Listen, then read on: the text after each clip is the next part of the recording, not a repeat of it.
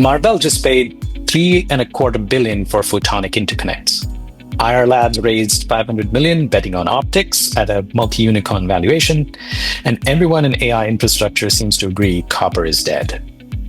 Srujan Linga, CEO of Kandou AI, disagrees, and he's just raised $225 million to prove it. Kandou is making the contrarian bet that copper still has plenty of room to run, and that the real bottleneck in AI isn't just compute, it's how fast you move data in and out of memory. And the industry chasing optics is directionally correct, but economically and contextually, copper still has a long-term play. So this week, Srujan joins us on Tech Threads to discuss the memory wall, copper versus optics fight or partnership, and why one of Silicon Valley's most unusual CEOs, he's ex-MIT, he's ex-Goldman Sachs, he's ex-CHIPS Act, is betting against that consensus. Welcome to Tech Threads, Weaving the Intelligent Future, the podcast exploring the fast-paced world of technology. In each episode, we dive into the latest innovations in data movement, AI acceleration, and the transformative potential of chiplet technology. Join us as we explore the breakthroughs that shape the future of computing and hear from industry experts on what's coming next in the tech landscape. Hello, and welcome to the latest episode of our Tech Threads podcast. I'm Nandan Nayampally, Chief Commercial Officer here at Biosystems. And if you've been tracking the AI infrastructure arms race, you've heard the phrase memory wall thrown around a lot. You've seen memory component stocks going up like crazy over the last few months. And in our June episode, we addressed the problem of the memory wall from the 3D memory perspective with TC Labs. Biosystems, of course, as you know, has been working on the data movement portion, and we're seeing a great deal of innovation of companies, technologists trying to break through the memory wall. So today, I'm talking to Srujan Linga, the CEO and co-founder of Kandou AI. It's a company he helped create from Kandou, which is a Swiss fabless semiconductor company that's been doing foundational work on chip-to-chip interconnect for over a decade, and now is a company that's geared towards solving fundamental AI infrastructure problems. They just closed a $225 million Series A, backed by SoftBank, Synopsys, Cadence, Allchip, and Maverick Silicon. Now, Kandou AI is betting on the fact that copper, the material that industry has been writing off in favor of optics, still has enormous untapped potential to scale, and more importantly, is proven, efficient, and cost-effective. Now, our guest, Srujan himself, has a fascinating background. So before transforming Kandou AI, he was a MIT electrical engineer, 16 years as managing director at Goldman Sachs, and then director of financial structuring of the US government's $53 billion Chips for America program, where he was also driving the AI task force at the Department of Commerce. So he sits at an unusual intersection, very deep tech credibility, financial markets and capital fluency, and of course, policy experience for industry and government. So this conversation is going to be interesting. It's about AI system design. It's about the whole industry. It's about who's too hung up on optics or not, and to see innovation come from more conventional materials. And I have to add this, Bio is proud to be a partner in their quest as a licensor of their fabric. Srujan, welcome to Tech Threads. Thank you, Nandan. Thank you for having me here. And very excited about our partnership with Biosystems. You guys have a great team and really proud of what we've been able to work together on so far. Yeah, thanks, Srujan. And in fact, we started working with Kandou even before it was Kandou AI. And it's been great to kind of see the collaboration, camaraderie continue. And I think the mission that you've set and the new team that has developed is really exciting to work with. So with that, right, I'll say, let's start with first principles, because, every time we have new listeners and some of them are learning it for the first time, let's make sure that we understand what we mean by the memory wall. Obviously, we talk GPUs, we talk compute scaling, But can you explain to us why the bottleneck today isn't just about chips doing math and math functions? It's about how it moves data to and from chip. Yeah, absolutely. And then to understand that, we need to actually take a step back and think about how AI models work from a fundamental standpoint. And so when you think about, let's just take the latest AI model, frontier model, ChatGPT 4. It is a 1.8 trillion parameter model. And even if you assume 1 byte per parameter in terms of granularity, that's about 1.8 terabytes of memory that is required just to store the model. Number two is when you make an inference query on this model, there are about roughly 280 billion active parameters that are activated per token. And again, at 1 byte per parameter granularity, you're talking about 280 gigabytes of data that need to be accessed for every token that is generated. And so even if you were to create a 20 token sentence, that's about not close to 6 terabytes of memory that needs to be moved from your compute from your memory layer to the compute layer. And that is just for a 20 token sentence, right? So now you multiply this by hundreds of millions of users using AI models at the same time. And on top of this, you activate what is now the agentic AI phenomena, where the context frames are exploding, the context windows are exploding. And so this memory access, memory capacity, and memory movement problem is becoming increasingly the key bottleneck of how you build efficient AI systems, because we are no longer compute limited. It's all about how you efficiently move the data from your memory layer to the compute layer and back and forth, right? Just to give you a sense of how critical this problem is, what do you think? The people in the industry track something called the task horizon, which is the amount of time that an agentic AI model can spend without human intervention. That number was about five minutes about a year ago. Today, Nandan, take a guess what that number is. You have to unmute yourself, Nandan. Yeah. Fair question. So I'm going to probably go the wrong way. Is it an hour? Actually, it's probably seconds. You're not too far, actually. It's about 4 to 5 hours.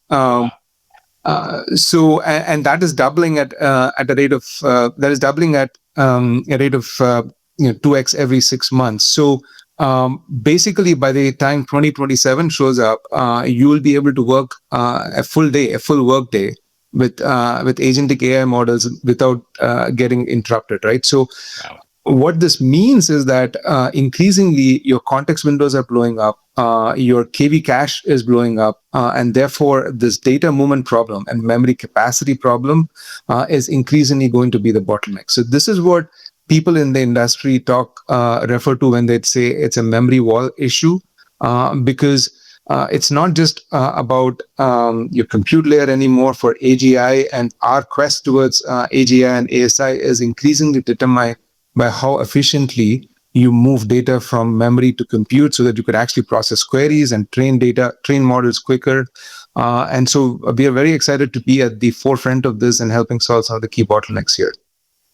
That makes sense, right? And I think this is going to be an overall full stack problem. Clearly, there's no way if models don't get more efficient at this, that they can scale, even with all the technology you're providing. But talking about the technology itself, right? GPU bandwidth is limited. So high bandwidth memory, or HBM, which was geared towards it, is clearly one out of supply for a lot of players. But what more do you need beyond that? Yeah, see, high bandwidth memory solves a very critical bottleneck in the AI ecosystem, right? Which is how do you provide maximum bandwidth to the compute layer so you could actually respond to queries very quickly, get memory capacity as well supplied to the compute layer. But the reality is that HBM cannot be a cure-all for all the issues that we are seeing in the AI systems space, primarily because of a few bottlenecks. One is the cost. I mean, HBM is very expensive. If you look at the HBM cost, all in, including advanced packaging, CoWoS, and what it takes for testing, and compare that to something like DDR5, there is about a 3 to 4x cost difference between HBM and DDR. Number two is we also have a supply chain problem. We are very increasingly dependent on just one company. TSMC CoWoS talks to about 90% of market share in advanced packaging for HBM, and so we are very increasingly reliant on supply chain bottlenecks and getting HBM to be more broadly adapted. That's number two. And number three is when you think about what it takes for us to go to AGI and ASI. I mean, we are talking about terabytes, exabytes of data that need to be accessed by the AI models. There is no way, from a physics standpoint, that you will be able to stack that much amount of memory right next to your compute die and then package it and deal with the thermal issues that show up with HBM, right? So this is a multi-dimensional problem, and HBM is a good solution, and it's a needed and it's a wonderful solution for for the period that we have just been through, the 2-3 years after ChatGPT. But from here on, as you think about going to AGI and ASI, the complexity of systems that is needed to address the needs ahead of us, it is very risky to just be dependent on HBM. That's number one. Number two is when you think about system cost, the key bottleneck, and we are fundamental believers of this at Kandou AI, is for AI to truly realize its potential, you not only need to cut down costs and increase scale, but you need to do it in a very deployable way where you need not rely on like liquid cooling or more advanced infrastructure. You need an air-cooled system that can do AI models, right? So when you think about what is driving the movement towards HBM, it is the same memory wall bottleneck that we just discussed. However, if you have the right interconnect and the right way to connect memory to the compute die, you can actually achieve a lot using your conventional boards and conventional systems, which could be air cooled, which would really help us with the mission of getting AI to masses. There is no way the common man can afford the cost of infrastructure where it is today and access ChatGPT or access your latest inference algorithms. Like, our goal is to enable the farmer in India to access inference models on his phone. There's no way they'll be able to do it with the cost of infrastructure where it is. HBM and advanced packaging is one part of it, but there are various layers of AI infrastructure which fundamentally need to be redesigned to achieve the mission of democratizing AI. Yeah, I mean, that makes sense, right? So clearly the democratization has to happen. Clearly solving the memory wall problem is part of it. So let's talk about Kandou's answer to this, right? So the company's core technology was born out of some groundbreaking research conducted by a co-founder and now CTO, Dr. Amin Chakrawi, who was previously a professor at EPFL and whom I've had the privilege of meeting as well to kick off some of the early work we did with you. And the core technology is called Chord signaling, or what you now call copper MIMO. Can you walk us through what that means and what is fundamentally different from conventional SerDes? And was there clearly you've been part of the government task force. You were investing in various startups or companies within the US ecosystem. Was there an aha moment for you that kind of pushed you to thinking this was going to be a really, really big thing? Yeah, absolutely. So at Kandou, we are a very unique company because we sit at the intersection of information theory and semiconductors. And I fundamentally believe the best innovations in humankind come at the intersection of two orthogonal fields. That has always been the case. If you look at human trajectory, that has always been the case. And we have the advantage of sitting at that unique intersection where based on the work that Amin, my CTO and co-founder, has done over many years, we have really perfected the art of how we can send data efficiently on copper links. And we do that by leveraging certain key principles, which have been proven in the wireless domain, but we have implemented that and proven it at scale in the silicon domain. And fundamentally, it comes down to the physics of how communication links operate. And when you think about the physics, there's only one phenomena that determines the amount of information you can pump through channels, and that is the Shannon limit. And so when you think about today, when you look at a 2-meter 200G copper cable, or let's say 25 like a UCIe channel, you are talking about anywhere between 8 to 20x of untapped capacity that is still remaining in these copper lines. And the reason why this capacity is untapped is because especially at speeds that are required for AI, there is so much of crosstalk and intersignal interference that happens between these copper lines, which is a traditional SerDes designer and everybody in the industry kind of look at it as noise and throw it away. In fact, you spend more energy suppressing this crosstalk and intersignal interference that happens between copper lines that sit next to each other. Now, the reality is that this crosstalk actually has information. It has energy and information about what the bit is on the other line that you can leverage if you knew how to encode the signals before they get on the copper line. And this is where our core innovation and IP shines. Like we have figured out how to encode the signals before they get on these copper lines and implement that in the analog domain in a very power efficient way, such that we leverage this crosstalk and intersignal interference that happens between copper lines to our benefit. And therefore, we're able to design copper links which are higher bandwidth, lower power, and longer reach. That, in the nutshell, is the core IP of the company. And when I came across this technology, see, I was at the US government, and I've working very closely with several stakeholders, including hyperscalers and other parties, to make sure US is at the forefront of AI infrastructure build out. And one of the key bottlenecks that I noticed is the data movement problem within the data center. And if you realize why data centers are so expensive, like 50-60% of your expense goes to your GPU. And if you double click that, about 90% of that expense is HBM and advanced packaging. Your compute die is only 10% of your expense. So fundamentally, within the US government, from a policy standpoint, when we were thinking about how do we democratize AI infrastructure, how do we get more data centers being built in the US without being reliant on power or real estate or some of the other supply chain bottlenecks, it really came down to this, which is how do you efficiently move data in the data center.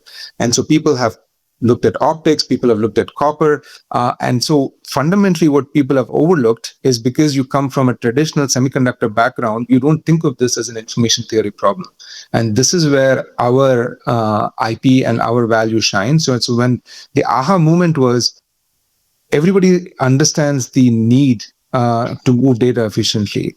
People are looking at optics and other solutions to solve this data wall problem because they think copper is dead, and they think copper is dead because they are not information theorists. They don't look at these as communication links from a physics standpoint.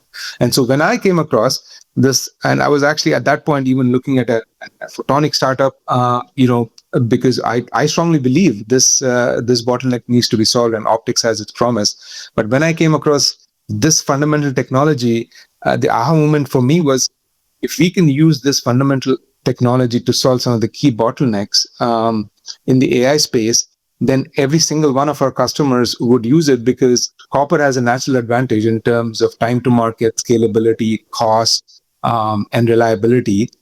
It is just that people just didn't know how to fully realize the potential of copper. And so that was the main aha moment. And that's the bet we are taking.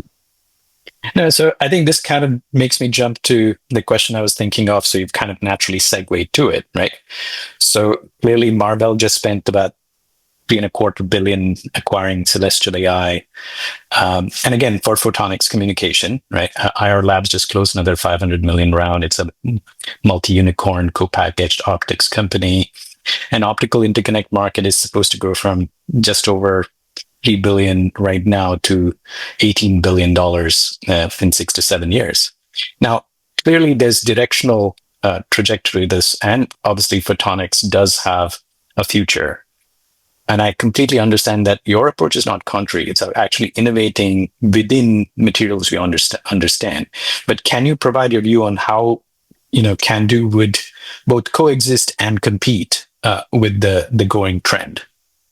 Yeah, absolutely. I think it's very important to realize one thing, which is this is not an optics versus copper game, and this is not a winner take all market. The reality is that for the data centers of the future, you need the best optics technology to work hand in glove with the best copper technology. Because, see, at the end of the day, your CPU and GPU, which are doing the compute, are still electronic. I mean, your bits are still electronic in nature. We don't have a photonic CPU or GPU. So ultimately, you need mechanisms and copper links to get the data out of your compute layer into and feed it to the fiber if you're using a fiber communication channel. So you need the best and the most power efficient copper links to work hand in glove with the optical layer of the future. So industry has this fascination of thinking this is a winner take all, but that's really not the reality. That's number one. Number two is there are layers of the connectivity domain where optics will and should shine. And there are layers of the connectivity domain where copper will shine if you know how to use it. And we strongly believe that if you can unlock the capacity limits that you're seeing in copper today in a very power efficient way, then the domain anywhere between 10 millimeters, which is a die-to-die interconnect, to all the way up to 7 meters, 7 meters, which could cover not only intra-rack, but inter-rack, so 2-3 racks together. If you can solve the data movement problem and the interconnect problem using copper, then the industry would really benefit from that because it has a lot of power advantages, it has cost advantages, scalability advantages, and reliability advantages. So there are natural physics benefits that favor copper in this distance range.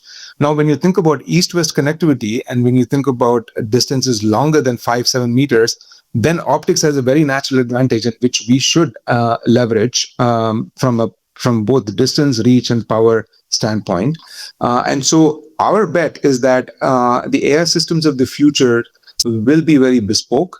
And you will have nuanced solutions to leverage the physics advantages of whatever material or medium you're using as communication links, depending on what the use case is. So we are focused on the scale-up domain on the PCB board. How do you optimize copper interconnects? And the reality, because going back to the point that I made, which is your bits are fundamentally electronic in nature. Mm-hmm. Right. And so if you are thinking about getting optics into the data center domain, that actually accelerates the need for the most efficient copper interconnects, because if you're able to efficiently get data out of your compute layer and feed it to the optical layer, then it actually accelerates the optics adoption. So we think as fundamentally enablers of high-speed connectivity, whether it's optics or copper, having a strong copper interconnect layer is beneficial no matter where you sit in this equation or in this frontier. And so that's where we are focused on. So in fact, one of the key problems that optics has is reliability and the ability to work at scale. And I've seen this while working in the US government on the supply chain side. When you co-package your PIC with your compute die, there's so much of heat management issue that you need to deal with, right? So, and you do that because co-packaging your optics die with your compute die gives you advantages from a power standpoint.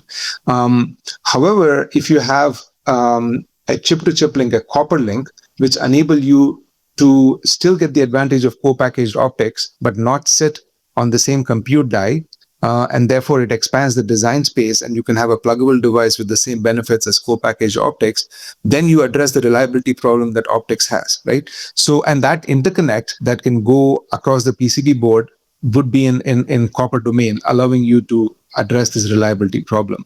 And so this is one of the use cases that we are using on our side, and we have customer demand for something like this, where you address some of the key challenges that optics has to accelerate the adoption of optics as well. So I really believe this is a problem that we need to work together, irrespective of which domain you sit in. And I'm very excited about what we could bring to that equation. And I think you've articulated that case really well, right? Because the general argument that is used for people that don't go to that next level of depth is that, hey, copper may work today and bandwidth requirements are scaling so fast that in a couple of generations, optics is inevitable, right? But really, and this is where I think we agree, is there are horses for courses, and you can do it at a nanometer, a millimeter, a centimeter, a meter, and then kilometers, right? And so we each have a role to play in that. And in fact, Bai has been focusing on the nanometer and millimeter realm, right? Actually on die and across die. So I think the transformation that we're happy to be part of within Kandou AI has been the focus of using that connectivity technology that goes across die into incorporating it with on die kind of much more structure around what you're doing, which I think we focus on, which is how do you make that efficient? How do you actually scale? How do you bring in high radix switching? How do you make the data movement on die as capable as you're doing off die? Do you want to give us a little bit on this transformation that you've had where the digital portion of your company is growing a lot more than traditionally the analog and signaling portion? Yeah, no, absolutely. And this is where our visions line up, and I'm going to be very excited about the partnership with you. See, you hit the nail on the head, which is fundamentally when you think about what is driving some of the key bottlenecks, it comes down to the scale at which you're implementing systems, right? So traditionally, because of the limitations that we had in copper links, you were limited to a package. And so your chiplet design space was on one package. And so that has inherently limitations on how big your NOC can be and how communications would work between various dies on a single chip, on a single package. What we have done, and you've taped this out in last year, and now we have actually demonstrated it working in silicon, is we have a chip-to-chip link which can go across the PCB board at the same efficiency as a die-to-die link. And so what that does is that it dramatically expands your design space. And so your chiplet space is no longer constrained to the same package. It is actually spread across the PCB board. And so now you're thinking about much larger systems at the scale of which you didn't have before that you now need to manage. But it is all acting as one large MCM. And that is the dramatic, then that has a dramatic impact on the type of systems you design, scalability of these systems, the cost of AI systems. And this is where the partnership that we have with you is really important.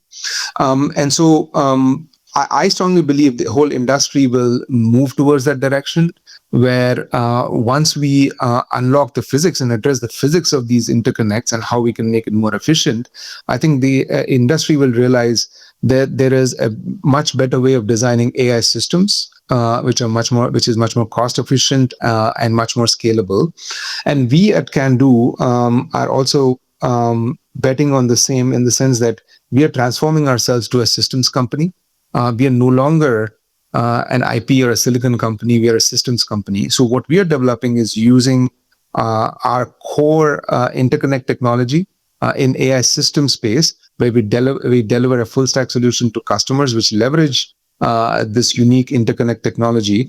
And this includes GPU to GPU connectivity, GPU to memory connectivity, networking, and then also optics that we just touched upon. So we are taking an all of the above approach and coming up with systems which leverage this core interconnect technology. So you're saying this is the natural next step in the transition. I mean, you had discrete elements that were connected by wire 3 decades ago that became discrete elements that connected on copper with a lot more compute in the silicon connecting across die. That became a system on a chip. Then it went to system of chiplets. And of course, CoWoS, et cetera, is taking more about the substrate, et cetera, on silicon. But now you're basically making the PCB a substrate for bigger systems. Exactly. Is that a fair analogy?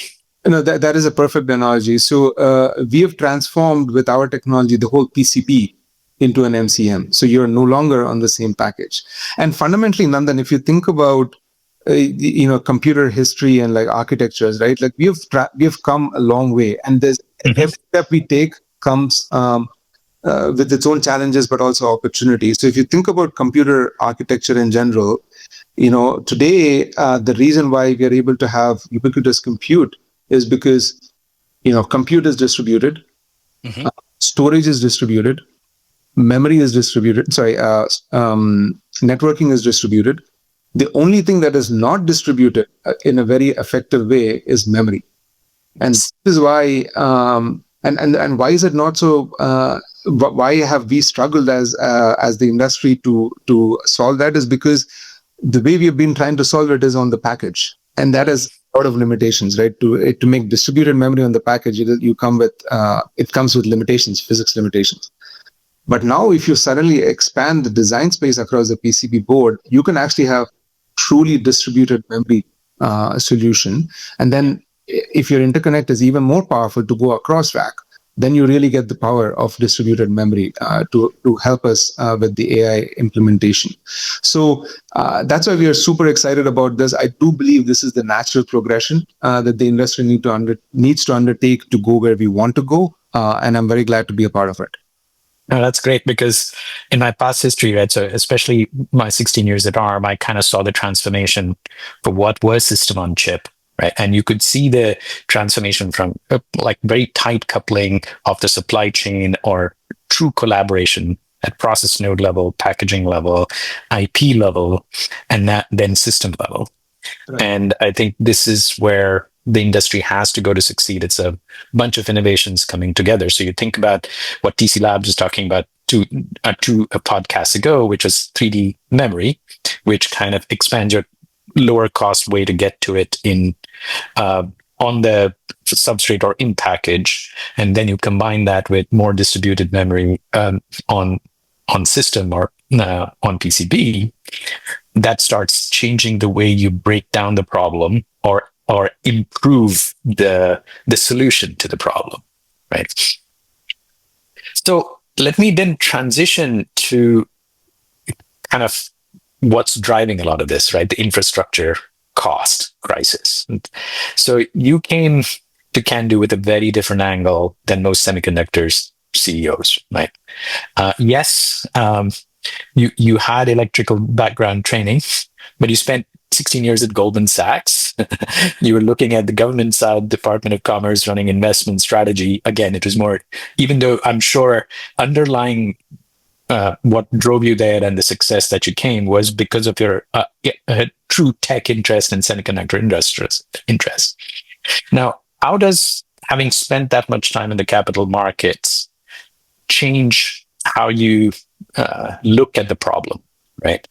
And can you give us a little bit of a lens on that, and also how that looks at the AI infrastructure cost crisis and how you solve it? I think you've given us plenty of tidbits already, but I'm looking at the overall thesis now. Yeah, no, absolutely. And, I've always been a technologist at heart. And, even at Goldman, I started and scaled multiple businesses for the firm. So entrepreneurship is something that I'm very passionate about. And so this is something that is close to my heart. In terms of how it has influenced my thinking, I think what people don't realize as much, or people do realize but not pay as much credence, is the concept of ROI in AI infrastructure. And fundamentally, when you think about your infrastructure investments, costs do matter, scalability matters, and how you get to the outcome matters, timing matters. So all of these play a big role. And so spending time in the US government, thinking about the supply chain, thinking about the bottlenecks that we have from an infrastructure standpoint, it really, to me, just re-emphasized the importance of coming up with scalable systems and coming up with more cost-effective solutions, and that is what we are doing at Kandou. In terms of the journey and what has taken me to the stage. My undergrad actually was in MIMO and space-time coding, and so spent a lot of time in my undergrad thinking about space-time encoding and how do you maximize capacity out of wireless antennae and wireless systems. And so to actually get a chance to implement that in the copper wireline domain and make a big difference in this field is really exciting to me. And that has resonated by our partners. I mean, the recent financing round that we just closed not only has strong, financial players, but also strong strategics who are excited to be with us in this journey. And I'm very excited to collaborate with them. And I'm very, very happy to be able to bring about system innovations to this domain, which would really, I believe, help us mitigate some of the supply chain constraints we have in this industry with over-reliance on HBM. And so I'm very excited about this. Cool. So it sounds very much like you've got have looked at the overall structure, overall supply chain, and decided to place your bets on the max return for both the industry and for the company. Would that be fair? I certainly hope so. Okay, so that kind of brings me to kind of towards the closure. I mean, we've been going 35 minutes. This would be awesome. I haven't missed a beat. And it's quite interesting. But see, you drove kind of the rebranding of Kandou to Kandou AI. Basically, it's a new company born from the core technology that Kandou built, right? And now you've already talked about your 448 gigabits per second near-term target, right? But there's a beyond, right? Now, hyperscalers are built today by NVIDIA, by other companies using NVIDIA, and many kind of sovereign AI programs. If you were to project 2 to 3 years out, the beyond portion of it, what does the interconnect layer look like for those systems? And you've already given us a flavor of what you think Kandou can do. Sorry for the pun. I'm a dad. How do you see us fitting into the picture? Yeah. So when we think about this journey, Nandan, to us, getting to 448 is just the starting point. When you look at the existing copper channels, I mean, let's just take the 2-meter cable. There is about 8 to 9 times untapped capacity there. So if in the industry today is at 224, you could do up to 1.6 terabytes on the same channel, and that is a theoretical Shannon limit. Now, we may not be able to get all the way there. If you look at what has happened in the wireless domain, wireless channels have been able to get to like 60-70% of that Shannon limit. And so for us, 448 is just the starting point. I mean, we want to then go to a 6 handle, an 8 handle, and keep pushing beyond. And that is all in existing copper, right? Now, let's also bear in mind the copper channels itself would improve over time. And so there's a lot of optimization to be done over here. And so what we see is from an industry standpoint, I mean, you look at what is happening at the hyperscalers, what is happening at the suppliers to hyperscalers. Everybody is focused on optics and copper at the same time, because nobody knows which one is going to get there first and get there at scale. And like I mentioned and we discussed, you probably need an all of the above approach to solve some of the problems we are looking at. So I'm very excited about the forward. We are expanding and transforming the company into a systems company. So that is a big transformation that's undergoing at the company. We now have a system software team, we have a boards team, we have a very solid firmware team. We recently opened our design headquarters in India and Hyderabad, and we are very rapidly expanding there. And so increasingly AI is a systems game. Like our customers demand system solutions, and so we are meeting the customer where they want us to be. And so that transformation of going into AI systems is a new muscle that we're developing at the company, and we're very excited to actually bring in talent that is very excited about what our technology can deliver to deliver the whole system. And so we're very rapidly scaling on that front. And so this journey around connectivity, 448 and beyond, I believe we're just getting started. We are multiple years, if not a decade away from when we actually hit the true Shannon limit of copper lines, and I'm very excited to be playing a part in bringing out that untapped capacity. That's awesome. And yeah, congratulations on the Hyderabad office. Seems like it's pretty full already and growing fast. So let me kind of wrap up with one final question, right? So what's your thinking about what the industry gets wrong about the memory wall problem, or an assumption that if you break today would be the right thing, or if we didn't, would look quite naive in 3 to 5 years? Yeah, see, I think one fundamental assumption that the industry probably doesn't appreciate as much, or probably gets wrong, is that memory wall problem is a single dimensional problem. I think people think this is a monolithic memory wall. I actually think it's a memory maze. AI doesn't have a memory wall problem. It has a memory maze problem. And what I mean by that is, when you think about CPUs are have a unique memory wall, which is more latency dependent. GPUs have their own memory wall, which is more bandwidth driven. And systems that have both CPUs and GPUs working together have a different memory wall, which is both latency, bandwidth, and capacity driven.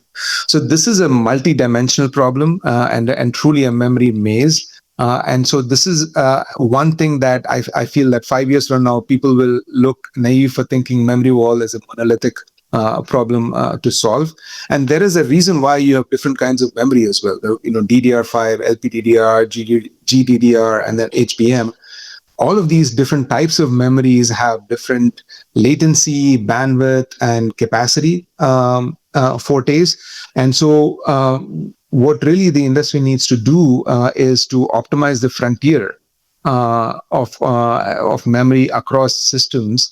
And that is something that requires an all of the above approach, and not just looking at the memory wall problem as a single monolithic problem. So I feel that's something, looking like 5 years from now, people may realize that it was naive to assume there is only one single memory wall. Fair enough. Firstly, Srujan, I know it's been tough. You've been jet setting around the world, so thanks for taking the time to join us. Secondly, as you are, we are excited to be part of this journey together, which I believe is kind of fundamentally transforming the data movement and memory wall problem. And all I can do right now is wish you the best. And I'm sure we'll have a lot more of these conversations as we go forward. Thanks again. Thank you, Nandan. Thank you for having me, and all the best. So that was Srujan Linga, CEO of Kandou AI. If you want to dig deeper, we'll have links in the show notes to their recent funding announcement, the Synopsys blog piece on the copper MIMO technology, and a few technical explainers on what is Chord signaling for those who want to get deep into information theory. So the memory wall debate, which is one of the most consequential technical arguments happening in AI infrastructure right now, and the decisions that are going to affect it will be made in the next 18 to 24 months. So how much of this is copper? How much of this is optical? All layers on the stack. And we'll be all watching Kandou closely. So if you found this useful, share it with someone building or investing in AI infrastructure. And if you yourself are building in this space and want to come on to the Tech Threads show, you know where to find us. See you next time on Tech Threads. Thank you for listening to Tech Threads, Weaving the Intelligent Future podcast. Join us monthly for insights into the evolving tech landscape and the future of chiplet technology. If you enjoyed today's episode, don't forget to subscribe and share it with your network, and stay tuned for more expert discussions. Let's weave the intelligent future together.